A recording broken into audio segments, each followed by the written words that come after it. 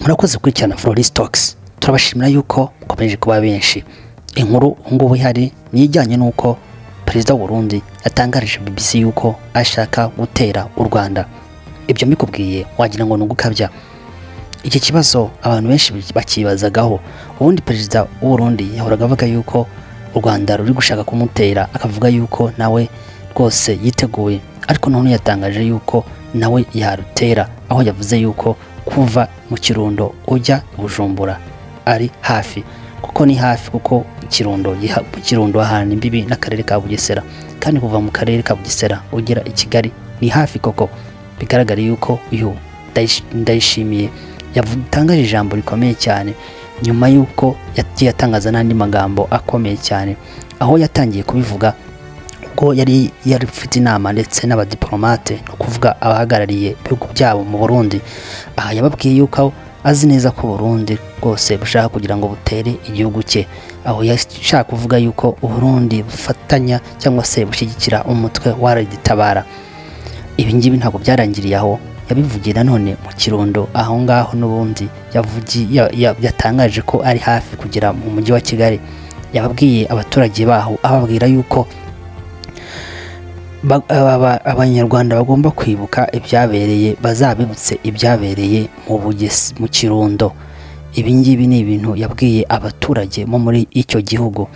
Uyu Ndayishimiye ndetse hari n'usengero mu minsi yashize yagaragayemo abwira abakristo cyangwa se abitabiriye ayo masengesho, aho ngaho abasobanura babwira yuko u Rwanda nubwo bavuga ko rufite igisirikari gihambaye, ariko batazi iby'igihugu cye ko nabo bafite igisirikari gihambaye cyane. Uyu mubano w'ibihugu bibiri, u Rwanda ndetse n'u Burundi, ukomeje kuba mubi kudenza uko abantu benshi babitekerezaga, dore ko umukuru w'igihugu aherutse kuvuga ijambo aho yari afite gahunda yo kugira ngo aganire n'abaturage, hari tariki 16 z'ukwezi kwa gatatu, aho yavugaga yuko kimwe mu bihugu bari mu biganiro. Abantu benshi tugenda tuvuga yuko icyo gihugu nta kindi ari u Burundi, tukumva yuko noneho ibihugu bigiye kuba byabana neza, ariko biragaragara yuko umubano w'ibihugu ntabwo uri kuba mwiza. Ibi rero biratuganisha gutekereza ngo ese amaherezo azaba ayahe, kuko urumva yuko imvugo mbi ku bayobozi ziri gukomeza kuba ziyongera cyane. Ku ruhande rwa leta y'u Rwanda, Yolande Makuru, umuvugizi wa leta, we yatangaje avuga yuko ahubwo ibyo ngibyo bimutunguye, ko ahubwo we yarazi yuko impande zombi z'abagabo cyangwa se abakuru b'ingabo bari kuganira ku bijyanye n'umutekano wabo. Ibi rero ni ibintu abantu benshi bakomeje kwibazaho, bavuga ngo ati ese uyu mutekano w'ibihugu bibiri bivuga ururimi rumwe uzagenda gute? Ese bino bihugu bizabana bite? Bizumvikana bite? Kuko harimo impande zombi. U Rwanda ruvuga yuko u Burundi bwafashije cyangwa se buri gufasha leta ya Kongo muri iyi ntambara ya M23, rugakorana na FDLR kugira ngo bahungabanye umutekano w'u Rwanda. Nanone ku ruhande u Burundi nabwo bukavuga ikindi kintu, ukavuga yuko u Rwanda ahubwo rukorana na Tabara kugira ngo babashe kuba bahungabanya umutekano w'u Burundi.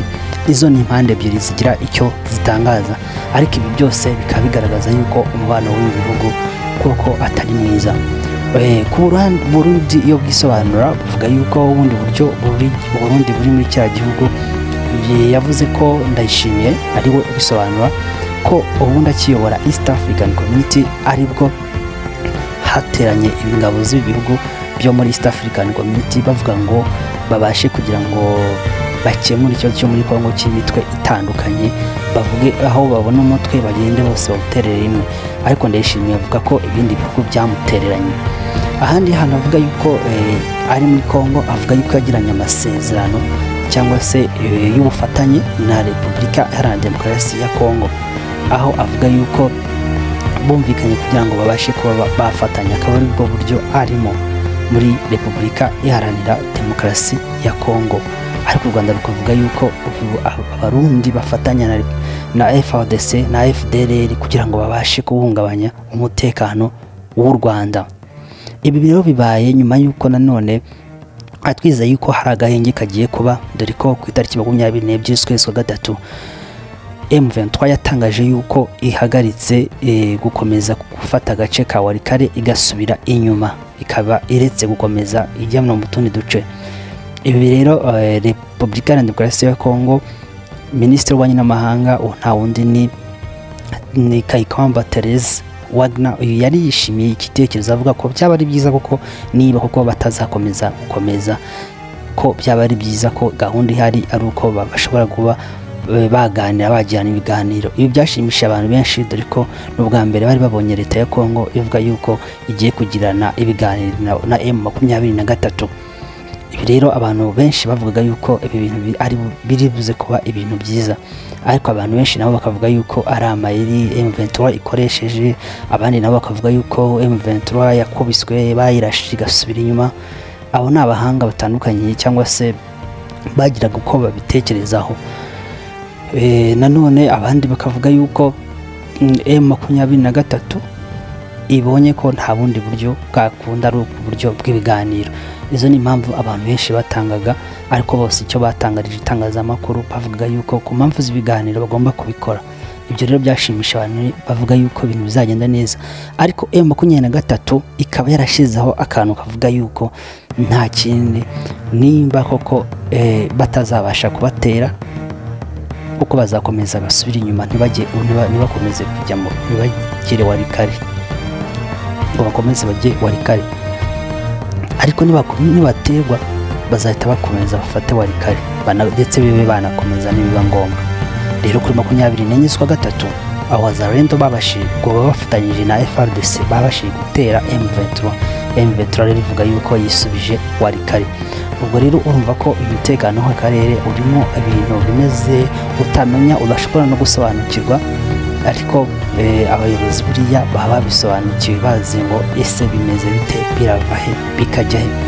Ntabwo byagarukiye aho ngaho, bigaragara yuko Ababiligi bafatiye ibihano byinshi u Rwanda, ndetse bakanagenda babwira isi yose kugira ngo bafatire u Rwanda ibihano.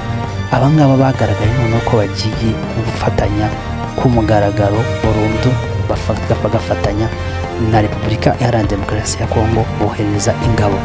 Kandi urumva ko ibi bigaragara yuko harimo uruhande Ababiligi bafashe bagomba kubogamiraho, aho kugira ngo babashe gukomeza gahunda y'amahoro nk'uko ibi bihugu byombi ndetse n'abantu bagira inama bino bihugu bakunda kubivuga.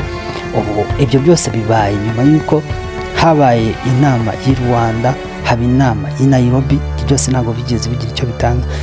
Ibyo twari twizeye ko byagira icyo bitanga ni umuhuro cyangwa se umuhuza Emile wa Qatar wahuje Perezida wa Repubulika y'u Rwanda ndetse ahura na Felix Tshisekedi. Tukaba twari twizeye yuko ibi byose bizahita bigira umumaro, bikagira umumaro, bikabasha gufasha ibihugu byombi. Ariko intambara, urabona ko intambara ikomeje kuba, ntabwo bafite gahunda yo kugira ngo babe bahagarika intambara.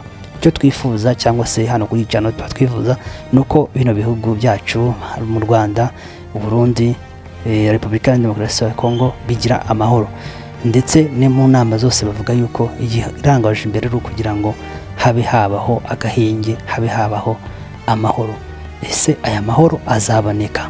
Nyandikira muri comment umbwire icyo utekereza kuri ikiganiro tumaze kugirana. Ese urabona amahoro koko azaboneka? Ese inama yahuje East African Community ndetse na SADC yabereye online, iyi nama koko ibintu urabona ko izabasha kugera ku ntego?